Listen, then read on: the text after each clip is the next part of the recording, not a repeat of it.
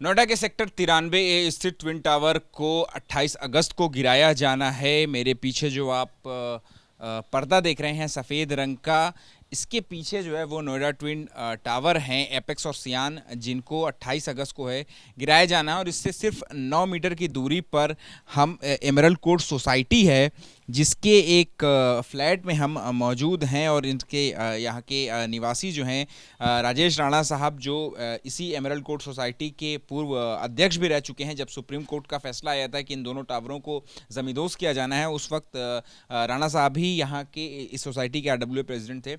Sir, शुक्रिया हमसे बात करने के लिए। सर, हम तो शुरुआत से समझना चाहेंगे कि इस ट्विन टावर का को जमींदोज करने का मामला जो है वो उठा ही क्यों, क्या दिक्कत आ रही थी, क्योंकि सबसे नज़दीक आप ही लोग हैं। देखिए, इसकी दो वजह थी। पहले तो जब हमारे आरडब्ल्यू ने जो भी प्रेसिडेंट यहाँ पे थे, उन्होंने इनसे पूछा था कि हम लोगों के जो ओरिजिनल ब्रोशर है उसमें ये सब कुछ भी नहीं था। यहाँ तक कि इस फ्लैट के लिए भी पीएलसी ली गई थी कि सामने एक्सप्रेसवे दिखाई दे रहा है। बाद में कुछ खड्डा अड्डा खुदा, इन लोगों ने पूछा भी क्या चीज़ है, तो हमें रिस्पॉन्ड कोई कर नहीं रहा था, neither Supertech nor Noida authority. फिर हम लोग हाई कोर्ट मूव किए, वहाँ से एक ऑर्डर आया डिमोलिशन का, उसको इन्होंने चैलेंज किया सुपरटेक ने। फिर सुप्रीम कोर्ट ने 31 अगस्त को अपना फैसला सुनाया कि ये जो बिल्डिंग्स हैं ये इलीगल हैं। इलीगल इसलिए क्योंकि हम लोगों को ये ग्रीन बेल्ट बताई गई थी और यहाँ पे कोई ऐसा स्ट्रक्चर का कोई प्रपोजल था ही नहीं। और दूसरा, जब ये इतनी ऊंची इमारत खड़ी हो गई, जो मॉन्स्टर जिसको हम लोग नाम देते हैं, आप खुद देख सकते हैं हमारे यहाँ धूप नहीं आती अब, बिल्कुल ना धूप है ना हवा है, कोई हम लोगों को जैसे एक कैद में हम लोग हो गए थे। तो इस तरह से बहुत समस्याएं तो आ ही रही थी। और फिर जब कंस्ट्रक्शन हुई है तो कई बार पूछा भी गया कि कृपया करके हमें बताइए कितने स्टोरी बनेगी। पहले 11 स्टोरी, फिर 24 स्टोरी, और फिर पता नहीं 40-42 का नाम दिया गया था। 34 पे खैर डिमोलिशन ऑर्डर आ गया था। बट यस, कन्वीनियंस जो है हमारी सारी ख़त्म हो गई थी। हवा पानी धूप बिल्कुल बंद, बिल्कुल बंद था। तो ये सारी जो हवा पानी धूप ना आने की समस्या थी, ये सुपरटेक के पास भी आई एम श्योर आप लोग ले करके गए होंगे अपनी समस्याएं। तो उनकी तरफ से क्या जवाब आता था कि बात आप लोगों की नहीं बन पाई, कि आप लोगों को सीधे जो है अदालत का रुख करना पड़ा? नहीं, हम लोगों को कोई जवाब ही नहीं मिल रहा था। हमें कोई सपोर्ट नहीं था इनकी तरफ से, किसी किस्म की कोई इन्फॉर्मेशन नहीं दी जा रही थी। यहाँ तक कि हम लोगों ने जब इनसे डिज़ाइन भी मांगा था या क्या अप्रूवल है वो भी नहीं दिया गया था। तभी तो हम लोगों को हाई कोर्ट जाना पड़ा, और उसके जाने के बाद ही ये सारी बातें खुली। पीएलआई का भी जवाब ये था कि नोएडा अथॉरिटी ने सुपरटेक को लिखा हमारी पीएलआई पे कि आप बताइए क्या इनको नक्शे दिए जा सकते हैं। अरे भाई, सुपरटेक क्यों देगा हमें? वो तो नक्शे नहीं देगा ना, नेचुरली वो तो इलीगल कंस्ट्रक्शन कर रहा था, चुपचाप कर रहा था। और जब ये बात हाई कोर्ट में जाके खुली तो हमें सारी बातों का पता लगा कि ये तो इतने नज़दीक बन रहा है। हमारे बेसमेंट में भी दीवार बना दी गई थी, सारी सीपेज, पानी, गंदगी सब कुछ रुका हुआ था। हमें पता है बदबू आ रही है, कैसे आ रही है समझ में नहीं आ रहा नीचे जाने पे। फिर जब दीवार तोड़ी गई है तो समझ में आया कि भाई ये तो इतना गंदा हो चुका है सारा।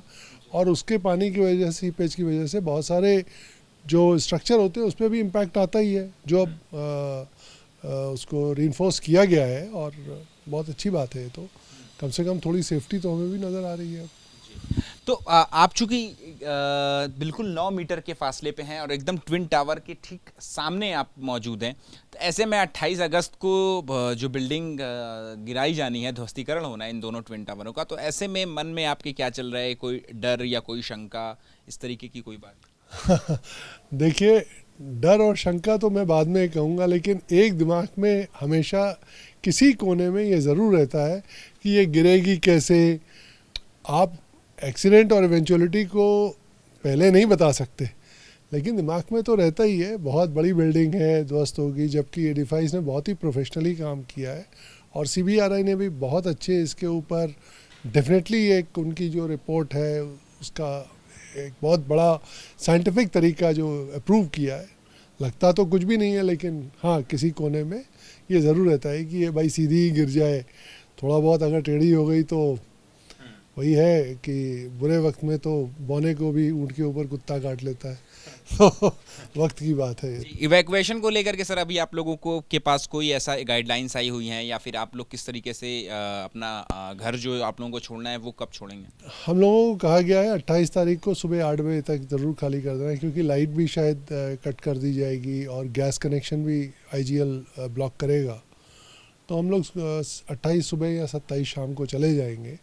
ये इवैक्यूएशन कंप्लीट होगा और सिक्योरिटी पूरी जो है पुलिस के हाथ में हो जाएगी और they will protect our property in terms of कोई थेफ्ट और ये सब ना हो। तो क्या क्रैक्स को लेकर के भी आप लोगों के जहन में है, क्योंकि इतनी करीब की बिल्डिंग है, जब इसमें 3700 किलो विस्फोटक लगाया जा रहा है उससे ब्लास्ट किया जाएगा जो कि एक बहुत बड़ा अमाउंट है, तो क्या मन में जहन में ये भी आ रहा है कि कहीं आपके फ्लैट में की दीवार में या पिलर्स में कोई क्रैक ना आ जाए? देखिए, एक चीज़ तो है जो इन्होंने उसका रिशर स्केल पे मेजरमेंट किया है या रेजोनेंस इफेक्ट देखा है, उससे लगता तो नहीं है कि कोई इफेक्ट आएगा, क्योंकि they have taken all the precautions. ऐसा नहीं है कि कोई चीज़ बिल्कुल गिरा दे रहे हैं। और मेरी बात भी हुई थी रिफाइज के डायरेक्टर से और ये सब, सो दे वर टेलिंग कि ये वाटरफॉल सिस्टम से है, यानी कि एक साथ पूरी बिल्डिंग नीचे नहीं गिरेगी, it will be in layers. तो नेचुरली जो इम्पैक्ट है वो ग्राउंड पे बहुत कम हो जाएगा। सो ऐसा नहीं लगता कि कोई सीरियस इम्पैक्ट या इम्प्लीकेशन होगा बाद में। हाँ, मैंने जैसे पहले बताया कि डर ये लगता है भाई सीधी सीधी गिरेगी ना, क्योंकि इवेंचुअलिटीज़ को और एक्सीडेंट्स को आप पहले मेजर नहीं कर सकते। बस उतना सा ही दिमाग में है और कुछ नहीं। आखिरी सवाल है सर कि आपके परिवार है, भरा पूरा परिवार है, तो उसमें क्या डिस्कशन होता है इस बिल्डिंग को लेकर के, क्योंकि आपके घर के ठीक सामने है, तो शाम को कुछ ना कुछ बातें जो हैं आपके फैमिली मेम्बर्स के बीच में होती होंगी, तो उसमें कोई डर या कोई शंका या क्या बातें होती रहती हैं इस डिमोलिशन को लेकर के? हम लोग तो एक ही बात करते हैं कि 10-11 साल इसको बनते हुए देखा है और 2 साल 1.5 साल करीबन हो गया इसको गिरते हुए देखेंगे, तो हमने तो इसका इंच बाय इंच डेवलपमेंट भी देखा है। और जिस तरह से अभी डिमोलिशन का प्रोग्रेस हो रहा है, जो भी प्रिपरेशन हो रही है, वो देख के यही बात होती है कि अच्छा ये गिर जाएगी, ये तो हिस्टोरिकल मूवमेंट है, शायद ज़िंदगी में कभी देखा ना सोचा। तो अब यही है, खुशी बहुत है कि ये गिर जाएगी और हमें फिर से धूप, हवा, पानी मिलेगा, सुकून मिलेगा। सुकून मिलेगा, काफ़ी मिलेगा सुकून। तो शुक्रिया हमसे बात करने के लिए। तो ये थे राजेश राणा साहब, जिनका घर जो है बिल्कुल ट्विन टावर के सामने है। आप देख सकते हैं तस्वीरों में। अभी फ़िलहाल इस ट्विन टावर के सामने जो सोसाइटी है एमराल्ड कोर्ट, उसको जियो फाइबर टेक्सटाइल से जो है ढका गया है, ताकि जब ये बिल्डिंग का ध्वस्तीकरण हो, जब ये बिल्डिंग जमींदोज हो, तो इसका मलबा जो है वो सामने वाले टावर पे ना गिर पाए। तो इसके लिए पहले नेट की एक लेयर बिछाई गई है और फिर उसके बाद जो है जियो टेक्सटाइल की एक लेयर जो है वो बिछाई गई, यानी कि सुरक्षा के जो पुख्ता इंतज़ाम हैं वो ज़रूर यहाँ पर किए गए हैं, क्योंकि इस सोसाइटी की, इस फ्लैट की दूरी जो है ट्विन टावर से मात्र 9 मीटर की है। ऐसे में जब ये बिल्डिंग गिरेगी, 32 मंजिला बिल्डिंग जब ये नीचे गिरेगी, तो ऐसे में कोई नुकसान जो है वो सामने वाले सोसाइटी को ना हो, उसका ख़ास ध्यान रखते हुए ये सारी तैयारियाँ जो हैं वो यहाँ पर की गई हैं। सहयोगी मनीष उनियाल के साथ अहमद बिलाल, एबीपी न्यूज़, नोएडा।